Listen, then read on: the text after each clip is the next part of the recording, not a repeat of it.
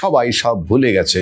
কার ভাই হারিয়েছে, কার বোন হারিয়েছে, কে অন্ধ হয়েছে, কে মৃত্যুবরণ করেছে, কার 427 জন লোক মারা গেছে, সব বেমালুম ভুলে গেছে।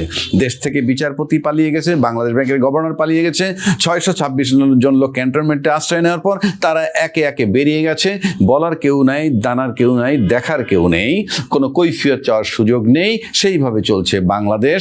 তার ভিতরে জোরালো দাবি, শুধুই নির্বাচন, শুধুই নির্বাচন, শুধুই নির্বাচন। অন্যান্য দাবিগুলো কিন্তু খুবই খুবই গৌণ আকারে বলা হচ্ছে, যার অর্থ দ্বারায় মূলত নির্বাচন চায়। গত 5ই অগস্ট 2024 এক অভূতপূর্ব ঘটনা দিয়ে বাংলাদেশের রাজনীতিতে নতুন মোড় নেয়।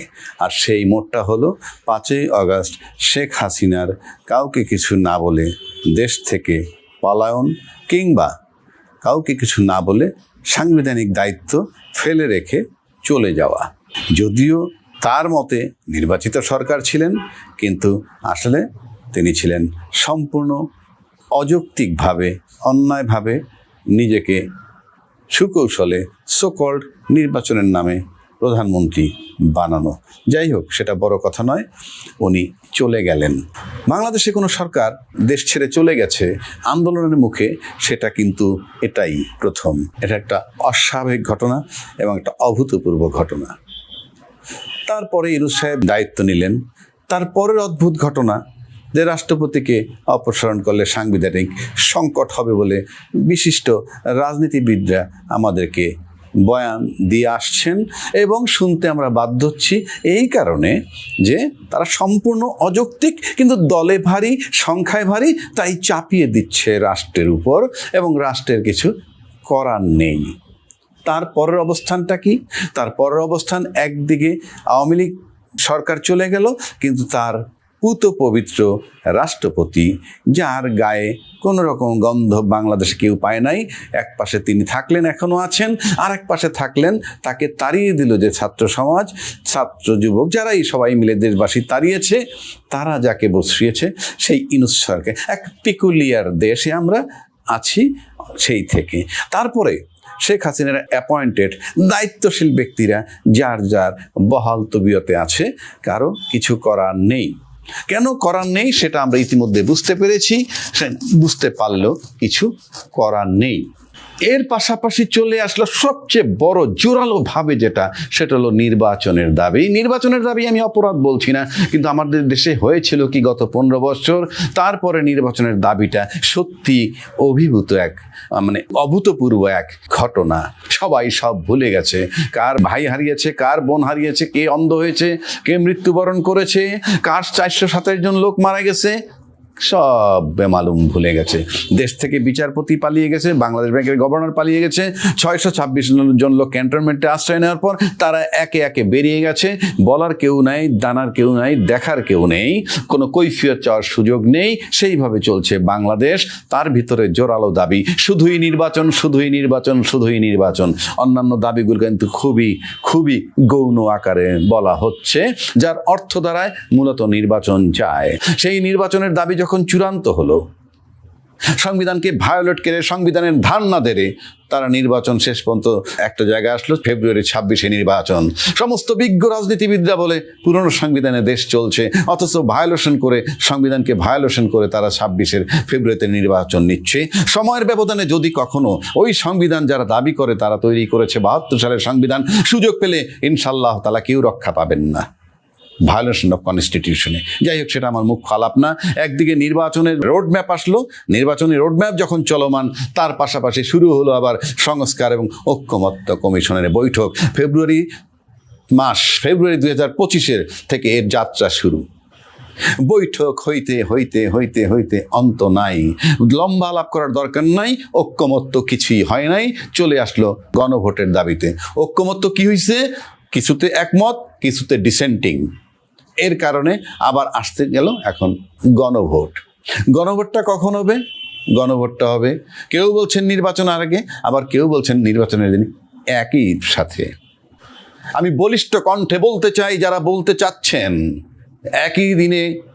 একই দিনে নির্বাচন, সংসদ নির্বাচন এবং গণভোট, আমি পরিষ্কার বলে দিচ্ছি, গণভোট তারা চান না। কেননা সংসদ মিলিত হয়ে যাওয়ার পরই গণভোটের কোনো মূল্য নাই, কারণ গণভোট আগে হবে এবং সেখানে জুলাই সনদের স্বীকৃতি হবে, তার আলোকে নির্বাচন হবে। এটাই হলো কথা। যদি জুলাই সনদের বাস্তবায়ন করার লক্ষ্যে গণভোট আগে না হয় এবং এই গণভোট ছাড়া জুলাই সনদের আলোকে যদি নির্বাচন না হয়, প্রত্যেকে যারা পার্লামেন্টে যাবেন কঠিন বিপদের মুখোমুখি হবেন, হোক সেটা 5 বছর পর, 10 বছর পর। যেমনিভাবে বঙ্গবন্ধু হত্যাকারী যারা ছিলেন রক্ষা পাননি, সেই যুদ্ধ অপরাধী যারা ছিলেন তারাও রক্ষা পাননি, বহুকাল পরে হয়েছে। একইভাবে এই সংবিধানকে ভায়োলেট করার অজুহাতে একই পরিস্থিতির শিকার হবেন। আশ্চর্য ব্যাপার। সংবিধানকে বাতিল করার, সংবিধান বাতিল মানে কি? সংবিধানের একটা সংশোধনী বাতিল করা মানে সংবিধান বাতিল করা, ওই অংশটা। কোনো আদালতের সেই ক্ষমতা নাই, কিন্তু বাংলাদেশে সেই নজিরও আমাদের হয়েছে। জনগণের দাবিতে সংবিধান সংশোধন হইল, ত্রয়োদশ সংশোধনী কলমের খোঁচায় সুপ্রিম কোর্ট থেকে বাদ দেওয়ার পর সেই প্রধান বিচারপতি এখন কাঠগড়ায় দাঁড়িয়ে জামিনের জন্য দিন গুনছেন। এটাই বাংলাদেশ। সুতরাং আমি সবাইকে অনুরোধ করছি, যারা আজকে সংস্কার কমিটিতে ছিলেন, যারা সংস্কার কমিটিতে ছিলেন, ঐক্যমত্য ছিলেন, আপনারা গণভোট দেন। গণভোট দিয়ে আপনারা যে দল এখন পর্যন্ত মনে করেন যে নির্বাচন করলেই ক্ষমতায় আসবেন, সে দল হয়তো আরও 6 মাস পরে নির্বাচন করলেও ক্ষমতায় আসবেন। কিন্তু আপনারা আইনি প্রক্রিয়াটা বৈধ করে যান, নাহলে বিশ্বাস করুন এই দেশে আবার একটা সময় সেই পরিস্থিতি সেটার কৈফিয়ত দিতে হবে। সুতরাং তাদের প্রতি আমার অনুরোধ, আগে গণভোট করুন। গণভোটের আলোকে জুলাই সনদ বাস্তবায়ন করার চিন্তা করে জুলাই সনদের আলোকে সংসদ হবে। সংসদের পরে আপনারা যেগুলার সংবিধান সংস্কার করার কথা সেটা করবেন। জনগণকে ভুল বুঝাবেন না। গণভোট হওয়ার পর সংবিধানে সেটা রেটিফাই করার, সংসদে সেটা স্বীকৃতি নেওয়া কিছুই নাই। গণভোট সবার ঊর্ধ্বে, সংবিধানের ঊর্ধ্বে। এই দেশের লোকরা যারা বুঝায় এটা একেবারে বোকা। আমি বলিষ্ঠ কণ্ঠে অত্যন্ত নির্বিচারে দায়িত্ব নিয়ে বলছি, গণভোট হলে সবার ঊর্ধ্বে। গণভোটে যদি জুলাই সনদ বাস্তবায়ন না হয়, অনুমোদন না হয়, তাহলে কি হবে? তাহলে কি সংসদ এটা নিয়ে বসবে যে এই গণভোট তো এটা পাশ করে নাই, তাহলে আমরা এখন কি করব? আমরা কি সংসদে বসে সাংবিধানিক স্বীকৃতি দিব যে ওটা বাদ হয়ে গেছে? নো, পোয়াবারও তখন হলে পোয়াবারও গণভোট পাশ করে নাই, কি করব? আবার গণভোটে যদি যেটা জয়লাভ করে সংসদে নিতে হবে অনুমোদনের জন্য। টোটাল মানুষকে প্রতারণা করার ডায়লগ এগুলো প্রতারণা করার ডায়লগ। আমি আগেই বলছি, সবার ঊর্ধ্বে গণভোট। বাংলাদেশের সাধারণ লোকের জন্য বলছি, একেবারে আমরা দেখি কিছু রাজনীতিবিদ টকশোতে গিয়ে বলেন সাধারণ লোক বুঝে না। সাধারণ লোকের জ্ঞাতার্থে বলছি, বিশ্বাস করেন, গণভোট সবার ঊর্ধ্বে, সংবিধান কিছুই না গণভোটের কাছে। গণভোট যদি বলে যে এই সংবিধান পুরো পরিবর্তন করতে হবে, ওটাই চূড়ান্ত। গণভোটে যদি বলে এই সংবিধান যেটা আছে রাখতে হবে, সেটাই চূড়ান্ত। গণভোটে যদি বলে যে সংবিধান দরকার নেই, এই যে নির্বাচনটা হতে যাচ্ছে সংবিধান ভায়োলেট করে, এটাই চূড়ান্ত, সেটাও চূড়ান্ত হবে। সুতরাং নির্বাচন যারা করতে যাচ্ছেন তাদের গণভোট খুবই দরকার, স্বীকৃতি নেওয়ার জন্য যে আপনারা যে নির্বাচনটা করতে যাচ্ছেন, যেই সংবিধানের কথা বলছেন সেটা ভায়োলেশন হয়ে গেছে। প্রত্যেকে ভায়োলেশন অফ কনস্টিটিউশন দায়ে অভিযুক্ত হবেন। সুতরাং ধৈর্য ধরে গণভোটের ফলাফল নিন, তারপরে চিন্তা করেন। আইনশুদ্ধভাবে আপনারা পার্লামেন্টে নির্বাচনের চিন্তা করুন। এটাই হতে পারে সমস্ত রাজনৈতিক দলের একান্ত চিন্তা ভাবনা, বা এটাই সঠিক পথ। গোজামিল দিয়ে আপনারা চলে যেতে পারেন। একটা রাষ্ট্রের সাথে গোজামিল হয় না, এবং এটা জনগণ মনে রাখবে। আমরা প্রচার করতেই থাকবো, গোজামিল দিয়ে রাষ্ট্র চলে না। রাষ্ট্র চলতে একটা আইনি প্রক্রিয়ায় চলতে হবে। কাজেই গণভোটটা আগে হতে হবে। গণভোটের ভিত্তিতে সংসদ নির্বাচন হবে, এবং গণভোটের ফলাফল যা হবে সেটার জন্য আর সংসদে রেটিফাই করার কিচ্ছু নাই। সংসদের কোনো বক্তব্য ওখানে নাই। সংবিধান টাইম টু টাইম সংস্কার করবে। এখনো কথা আছে যে তত্ত্বাবধায়ক সরকার ফেরত আসতে পারে, আদালত এখন বন্ধ আছে, খুললে।